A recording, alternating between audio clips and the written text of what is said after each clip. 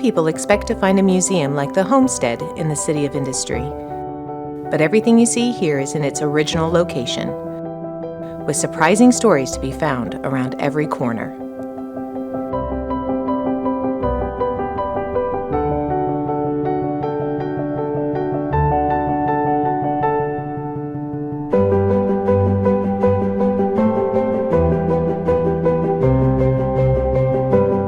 Called one of California's true historic treasures by the Smithsonian Institution, the 6-acre site features the Workman House, an 1870s country home constructed around an 1840s adobe built by William and Nicolasa Workman. La Casa Nueva, a 1920s Spanish colonial revival mansion noted for its architectural crafts, built by the workman's grandson, Walter Temple, and his family. And El Camposanto, one of the region's oldest private cemeteries. Spanish influence in the house and Mr. When people think about history, they might think of our founding fathers or of a past that they have little connection with. At the Homestead, we turn that on its head. Our stories are everyone's stories. The families who built their homes here never expected that one day this place would become a museum, but here we are, encouraging people to think about their own connections with history. Our story begins in 1841, when California was still part of Mexico. Using the old Spanish trail, William Workman and his family, along with business partner and friend John Rowland, and dozens of others came to Los Angeles from Taos, New Mexico. In an area east of Los Angeles, on land formerly owned by the San Gabriel Mission, they acquired Rancho La Puente. The rancho expanded within a few years to over 48,000 acres. They raised cattle for their skins or hides and fat called tallow, which were valuable trade goods. Shortly after their arrival, the Workmans built a modest 3-room adobe, similar in style to this drawing. It was remodeled in the late 1860s, adding a second floor and numerous decorative details. Believed to have been designed by early Los Angeles architect Ezra Kaiser, the remodeling of the structure transformed it into a modern American house. What makes it so unique, however, is that the original adobe is still part of the core structure. Today, the exterior of the Workman House is restored to its Victorian-era appearance, while the interior has been renovated for exhibit space.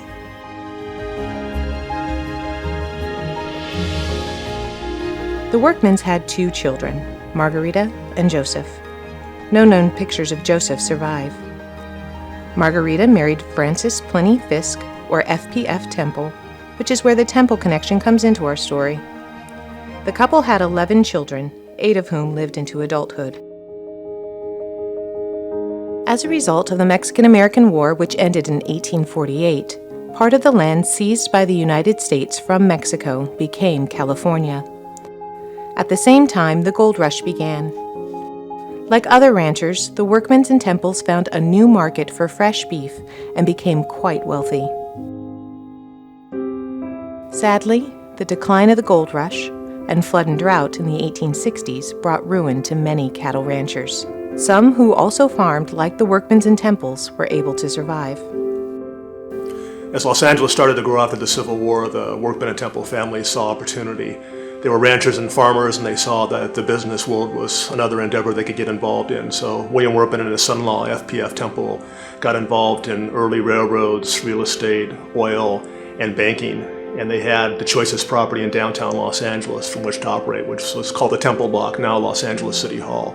Unfortunately, being ranchers and farmers and not very well versed in business practices, they had some issues to deal with. Their most ambitious effort was the opening of a bank. But in 1875, an economic panic erupted. The men borrowed money from Elias Lucky Baldwin to try and save their bank, but the gamble failed. Having mortgaged most of their land holdings to Baldwin, Temple and Workman were financially ruined, and most of their land was lost. Though members of the Temple family bought back the Workman house and surrounding land, they struggled to stay afloat financially, and by the turn of the century, lost the house and the land. In 1914, Walter P. Temple, a grandson of the Workmans, was living in Montebello with his wife Laura and their 4 children. The Temples' 9-year-old son Thomas discovered oil on the family's land. This allowed the Temples to repurchase a portion of the Workman homestead. They remodeled the Workman house, adding modern conveniences such as electricity and indoor plumbing, and renovated El Camposanto Cemetery, adding a mausoleum in which family members and family friend Pio Pico, the last governor of Mexican California, are laid to rest. The Temple soon commissioned Los Angeles architects Walker and Eisen, and later Roy Selden Price, to design La Casa Nueva, or the New House. Built between 1922 and 1927, this 12,400 square foot Spanish colonial revival mansion is noted for its fine architectural crafts, including stained glass, ceramic tile, wrought iron, and carved wood. While the Temples had 5 children, only 4 survived into adulthood. Their second child, Alvina, died as an infant. Thomas, Agnes, Walter Jr., and Edgar were often away at school during construction of the house, but letters they wrote to each other mentioned its progress.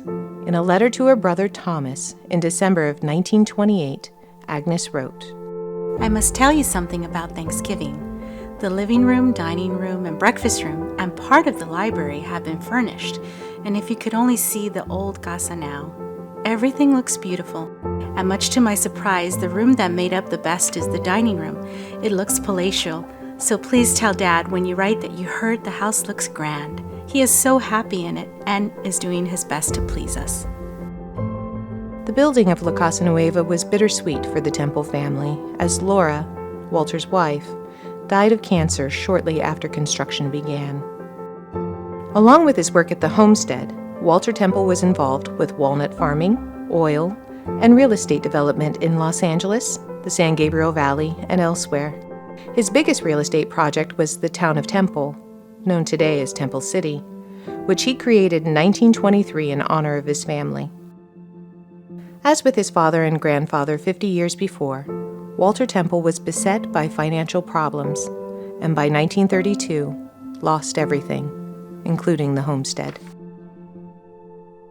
After the Temples left, the property was used as a boys' military school and a convalescent hospital before the City of Industry acquired the homestead. Restoration took place starting in the late 1970s, and the homestead opened to the public in the spring of 1981. Preservation and restoration efforts continue today.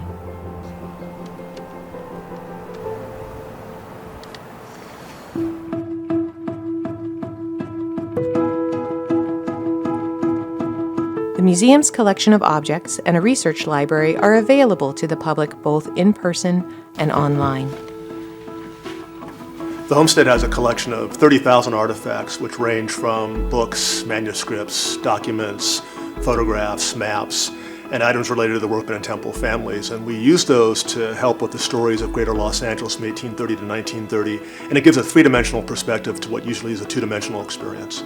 We want our collection to be accessible to almost anybody. So from ages 9 to 90, we'd like people to be able to come out and either experience the collection through exhibits, programs that we have, or research. And again, the idea is for them to make a personal connection between the artifact and the stories they hear to enrich their experience and make them advocates for our history. In addition to school programs and tours, people can take part in a number of special events, including book clubs, workshops, and lectures. So throughout the year, the Homestead offers a variety of different programs that really help bring history to life. You know, it's one thing to read a book or to watch a movie, but to actually have the opportunity to immerse yourself in a historic site is something very special and inspiring. Although the Workman and Temple families didn't get to stay here for as long as they would have liked, they left us with a unique way to look back on the region's history and to see the different ways that we're still connected to history today.